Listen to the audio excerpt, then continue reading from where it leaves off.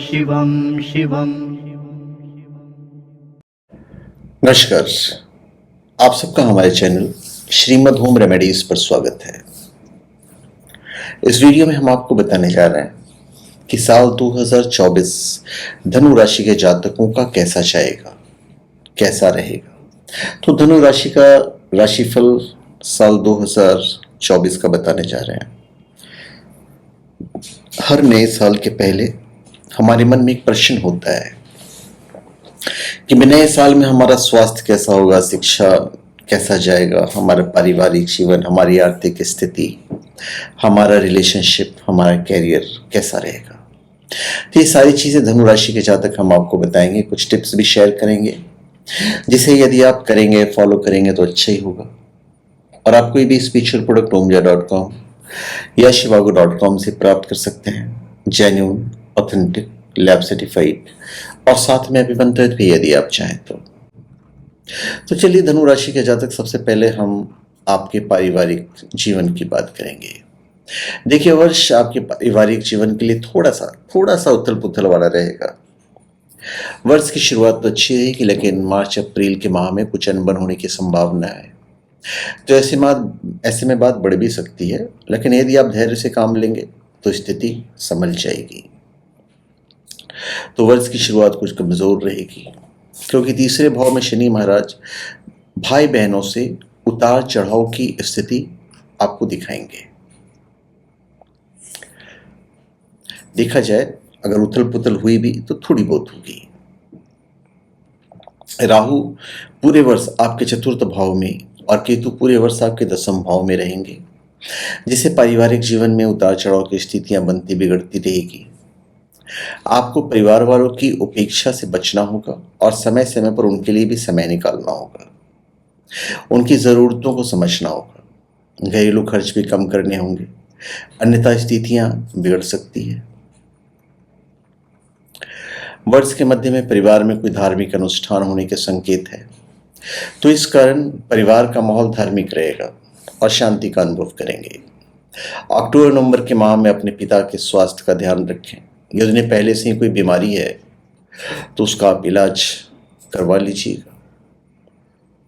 देखिए, आध्यात्मिक और दार्शनिक विश्वासों पर आप ध्यान अधिक केंद्रित कर सकते हैं। आपकी वाणी में कड़वाहट बढ़ेगी और कौटुंबिक मामलों में, जो कुटुंब के जो मामले हैं, उसमें तकरार और तनाव बढ़ने के योग बनेंगे। आपको इसको संभालने का प्रयास करना होगा। इसके बाद धीरे धीरे परिस्थितियां बदलेगी, लेकिन एक बार फिर जब 23 अप्रैल से 1 जून के बीच मंगल महाराज आपके चतुर्थ भाव में जाएंगे, जहां पर पहले से राहु महाराज विराजमान है, तो यह फिर से पारिवारिक जीवन में तनाव बढ़ाने वाला समय होगा। और इस दौरान आपकी माताजी के स्वास्थ्य का समस्या आपको परेशान करेगी, तो उनके हेल्थ का ध्यान रखिएगा। चिकित्सक से संपर्क करवाते रहिएगा। उसके बाद धीरे धीरे परिस्थितियों में सुधार होगा।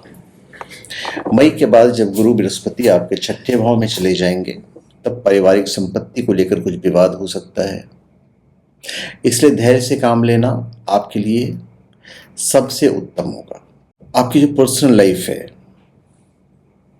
उसमें बीच के महीनों में कुछ छोटी मोटी बहस हो सकती है, तो धनु राशि वालों को सकारात्मक दृष्टिकोण से चुनौतियों से आसानी से निपटने में ग्रह स्थिति मदद करेगी। सितारे परिवार के सदस्य के साथ कुछ छोटी मोटी बहस का संकेत दे रहे हैं, लेकिन इसमें कोई चिंता की बात नहीं है, क्योंकि धनु राशि के जातक हर चीज का ध्यान रखने में सक्षम होते हैं। तो पर्सनल जीवन में माहौल सकारात्मक रहेगा और इस साल आप अपने पार्टनर के साथ कुछ स्नेहपूर्ण पलों का अनुभव करेंगे। अब हम बात करते हैं आपकी आर्थिक स्थिति की। देखिए, आर्थिक रूप से मजबूती तो देखने को मिलेगी, लेकिन साथ में कुछ जातकों को घाटा होने का प्रबल चांस रहेगा। वित्तीय स्थिति का अगर हम पूरा आकलन करें तो वर्ष का पूर्वार्ध अधिक अनुकूल दिखाई देता है। उत्तरार्ध में कुछ चुनौतियां आपके सामने होंगी। देवगुरु बृहस्पति पंचम भाव में बैठकर आपके एकादश भाव और आपके प्रथम भाव तथा आपके भाग्य स्थान को देखेंगे। आपको अपने काम में तो ध्यान लगाना ही होगा, लेकिन अन्य जगह पैसा निवेश कर रखे हैं तो अवश्य वहां से कुछ नुकसान उठने के भी चांसेस हैं। तो ऐसे में हम आपको ये परामर्श देंगे कि इस वर्ष आपको निवेश करने से या तो बचना चाहिए या फिर पूरी तरह से सोच विचार कर ही पैसों का निवेश करना है। यदि आप ऑनलाइन किसी चीज पर निवेश कर रखा है जैसे कि शेयर, क्रिप्टो करेंसी या ऐसी कोई चीज, तो घाटा होने की संभावना अधिक रहेगी। यदि आपने भौतिक चीजों में निवेश कर रखा है जैसे कि भूमि, स्टार्टअप इत्यादि, तो घाटा नहीं होगा। अक्टूबर के महीने में अप्रत्याशित लाभ मिलने के संकेत हैं, जिससे परिवार की स्थिति अच्छी हो जाएगी। सही निर्णय लेकर आप अपनी वित्तीय स्थिति को मजबूत बनाने में कोई कमी बाकी नहीं रखेंगे। हालांकि जब देवगुरु बृहस्पति मई की शुरुआत में आपके छठे भाव में जाएंगे तब आपके खर्चों में तेजी आएगी, जो आपकी वित्तीय स्थिति के लिए अधिक अच्छी नहीं कही जा सकती है। शनि महाराज आपके पंचम, नवम और द्वादश भाव को देखेंगे, जिससे कुछ खर्चों पर ध्यान देकर आप उन्हें नियंत्रण में ला सकते हैं। आपको इसी वर्ष अपनी आमदनी और अपने खर्च के बीच वित्तीय संतुलन साधना ही होगा और उसके लिए वर्ष की शुरुआत से ही प्रयास करने होंगे, नहीं तो फिर आपको परेशानी होगी। आय तो बढ़ेगी आपकी। राहु और केतु भी आपके लिए कई मानों में सफलता लेकर आने वाला है। पॉलिटिक्स में काम करने वाले को इस साल सफलता मिल सकती है। हालांकि राहु केतु बीच बीच में आपको फैमिली टेंशन देते रहेंगे, लेकिन आपको किसी की भी बात को मन पर नहीं लेना है और धैर्य के साथ कार्य करते जाना है। मई के बाद लव मैटर्स में थोड़ी सी दिक्कतें आ सकती है, लेकिन ये इतनी बड़ी बात नहीं होगी। इस साल शनि आपकी राशि से तीसरे भाव में खुद के घर में होंगे। यह आपके लिए बेहद शुभ है। किसी भी कार्य को करने के लिए आपका आत्मविश्वास बढ़ेगा। आप भाग्य की जगह मेहनत पर यकीन करेंगे। इस साल इनकम के तौर भी सोर्स आप डेवलप कर पाने की स्थिति में होंगे। जून के बाद जब शनि वक्री स्थिति में होंगे तब आपको थोड़ा सा धैर्य रखना ज्यादा होगा। भाई बहनों को आपकी मदद की जरूरत पड़ सकती है, आपको उनकी मदद करनी भी चाहिए। स्टूडेंट्स को मई तक सफलता के ज्यादा चांस मिलेंगे। तो हम शिक्षा की बात करते हैं। यदि आप उच्च शिक्षा ग्रहण कर रहे हैं या कंप्यूटर, मीडिया या मैनेजमेंट के छात्र हैं तो इस वर्ष आपकी उन्नति की प्रबल संभावना है। कई क्षेत्रों से नौकरी के अवसर आएंगे, लेकिन आपका ध्यान स्वयं में और सुधार लाने का रहेगा। तो ऐसे में किसी अच्छे अवसर को हाथ से नहीं जाने दें, अन्यथा बाद में पछताना पड़ेगा। वर्ष की शुरुआत तो विद्यार्थियों के लिए ऐसी भी अच्छी रहेगी। देवगुरु बृहस्पति 1 मई तक आपके पंचम भाव में रहेंगे और राहु आपके चतुर्थ भाव को प्रभावित करेंगे, तो आपकी बुद्धि तेज होगी। आप ज्ञान को सहज प्राप्त करने की इच्छा रखेंगे। इसके लिए प्रयासरत रहेंगे और इसकी बदौलत आपको शिक्षा में अच्छे परिणामों की प्राप्ति होगी। शनिदेव की दृष्टि भी आपके पंचम भाव पर होने से विद्या में कुछ रुकावटें भी आएंगी और आपको पढ़ाई करने में कुछ चुनौतियों का सामना करना पड़ेगा। प्रतियोगी परीक्षा की तैयारी करे विद्यार्थियों को वर्ष की शुरुआत में सफलता मिल सकती है। जनवरी, मई और जून में यदि आपकी कोई परीक्षा है तो आपको अच्छी सफलता मिलने की संभावना है। शेष महीनों में आपको अधिक प्रयास के बाद ही सफलता मिल सकती है, इसलिए अपनी तरफ से मेहनत को मूल मंत्र बनाकर पढ़ाई जारी रखें। उच्च शिक्षा ग्रहण करे विद्यार्थियों को साल की शुरुआत में सफलता तो मिलेगी ही। इंफॉर्मेशन टेक्नोलॉजी, कंप्यूटर प्रोग्रामिंग, शिक्षा शास्त्र से जुड़े विद्यार्थियों को इस वर्ष विशेष रूप से अच्छी सफलता मिलने के योग बन रहे हैं। सरकारी परीक्षा की तैयारी करने में लगे हैं तो इस वर्ष आपको अपने अध्यापकों और सीनियर्स का मार्गदर्शन मिलेगा। सभी के साथ मिलकर तैयारी करने से आश्चर्यजनक लाभ मिलेगा, जो भविष्य में आपके बहुत काम आएगा। इस साल आप ब्रह्मांड और उसमें अपने स्थान के बारे में अपनी समझ को गहरा करने की तीव्र इच्छा महसूस कर सकते हैं और यह आपको विभिन्न आध्यात्मिक प्रथाओं या धार्मिक परंपराओं का पता लगाने के लिए प्रेरित कर सकता है। यह वर्ष आपके लिए अपने धार्मिक और आध्यात्मिक समुदाय में नेतृत्व की भूमिका निभाने के अवसर लेकर आया है। कार्यस्थल पर नई जिम्मेदारियां या परियोजनाएं लेते हुए आप पाए जा सकते हैं। इससे शुरुआत में कुछ तनाव हो सकता है, लेकिन जैसे जैसे आप अधिक अनुभव प्राप्त करेंगे आप अपनी क्षमताओं में अधिक आत्मविश्वास महसूस करेंगे। आपकी कड़ी मेहनत और समर्पण पर किसी का ध्यान नहीं जाएगा और आपको पदोन्नति या वेतन वृद्धि भी मिल सकती है। यह सुनिश्चित करने के लिए सभी लोग एकमत हों। अपने सहकर्मियों और वरिष्ठों के साथ अच्छा संचार बनाए रखना आपके लिए बहुत महत्वपूर्ण रहेगा। यदि आप व्यापारी हैं तो इस वर्ष आपको उन्नति देखने को मिलेगी। व्यापार की स्थिति बेहतर होगी और पुराना कोई कर्जा है तो वो भी समाप्त हो जाएगा। यदि पैसा कहीं निवेश कर रखा है तो वहां ध्यान बनाए रखें, क्योंकि शोर से कुछ घाटा संभव है। यदि आपने समय रहते वहां से पैसा निकाल लिया तो अवश्य ही इससे होने वाले नुकसान से बच जाएंगे, अन्यथा बाद में चलकर पछताना होगा, वो अलग। नौकरी करते हैं तो कुछ जातकों का वहां मन नहीं लगेगा। आप अपनी नौकरी से संतुष्ट नहीं दिखाई देंगे और त्याग पत्र देने का भी सोच सकते हैं। तो नौकरी में तरक्की की उम्मीद रहेगी, लेकिन निराशा हाथ लगेगी। नई नौकरी की तलाश रहेगी जो जून जुलाई के माह में आपकी लग सकती है। तो मिला जुला कर देखा जाए तो भाई व्यापार के दृष्टिकोण से एक अबव एवरेज जो है वैसा वर्ष कहा जाएगा। आप मुनाफे में वृद्धि देख सकते हैं, खासकर यदि आप परिकलित जोखिम लेते हैं और रणनीतिक निवेश करते हैं। हालांकि सतर्क रहना और अपने आप को आर्थिक रूप से ज्यादा न बढ़ाना महत्वपूर्ण है।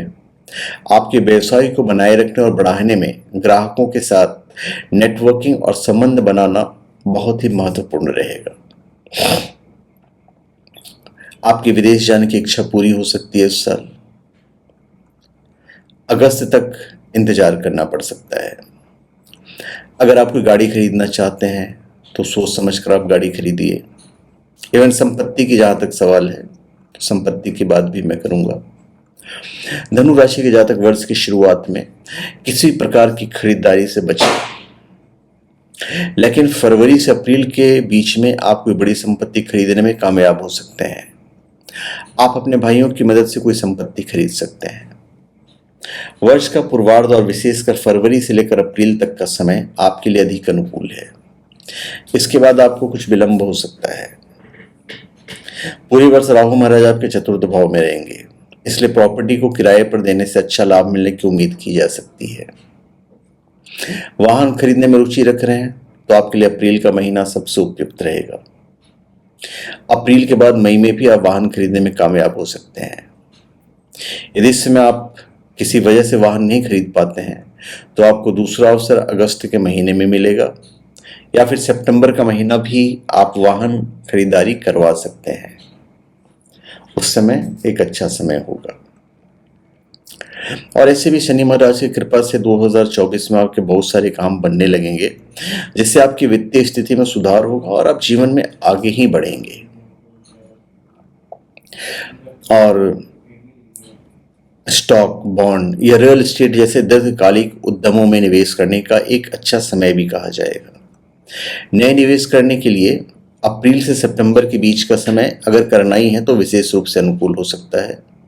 और कोई भी निवेश निर्णय लेने से पहले सावधानी पूर्वक शोध और विश्लेषण करना बहुत जरूरी होगा।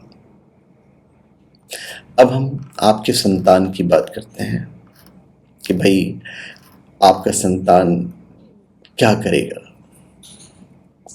पंचम भाव में देवगुरु बृहस्पति रहेंगे, जो उन निसंतान दंपत्ति की मदद कर सकते हैं जो संतान प्राप्ति की आस रखते हैं। यदि आपकी कुंडली में संतान को लेकर शुभ योग चल रहे हैं तो बृहस्पति महाराज जी का पंचम भाव में विराजमान होना वर्ष के पूर्वार्ध में 1 मई तक आपके लिए फायदेमंद साबित हो सकता है और आपको संतान प्राप्ति का सुख मिल सकता है। जो पहले से संतान वाले दंपत्ति हैं उन्हें संतान का सुख मिलेगा। आपकी संतान आज्ञाकारी बनेगी, माता पिता की बातों का पालन करेगी, उनका सुख दुख में साथ देगी और कैरियर में भी तरक्की करेगी। विद्यार्थी के रूप में उनकी प्रशंसा होगी। नेतृत्व क्षमता उनके अंदर आएगा और वो अपने क्षेत्र में उन्नति करेंगे। आपको उनकी सेहत का विशेष रूप से अक्टूबर से दिसंबर के दौरान ध्यान रखना होगा। इस दौरान स्वास्थ्य कमजोर हो सकता है, उन्हें किसी तरह की चोट लग सकती है।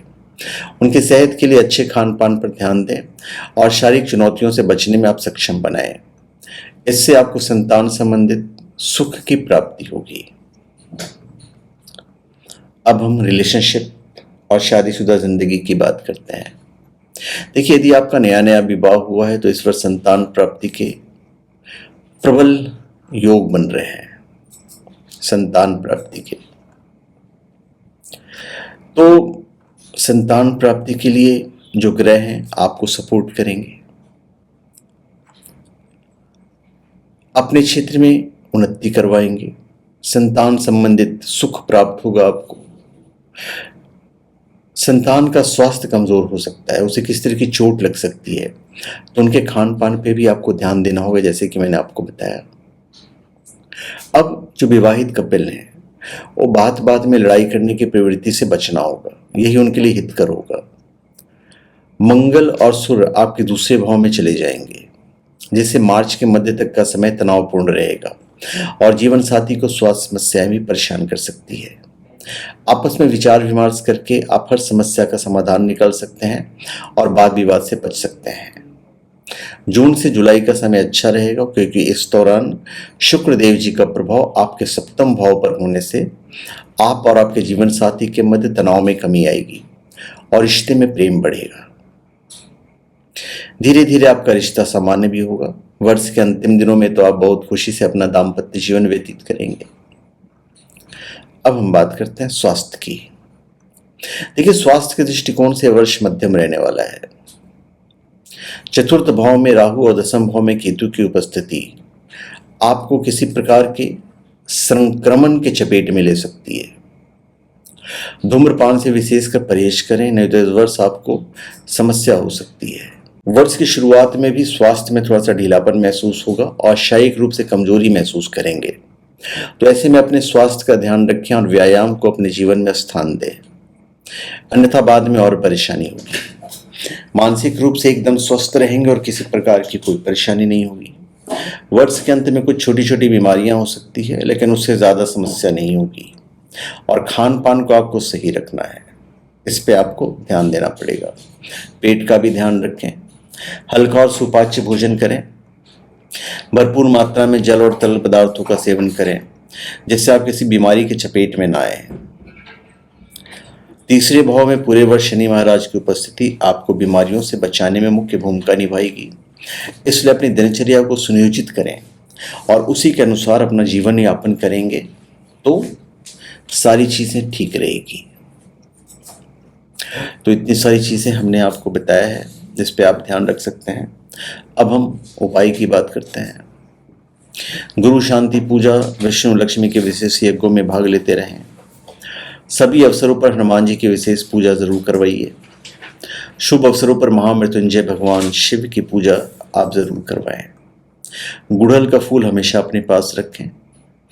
हर शनिवार शाम को शनिदेव को काले तिल और सरसों का तेल चढ़ाएं और ओम शन शनश्चराय नमः मंत्र का जाप करें। रक्तदान में भाग लें।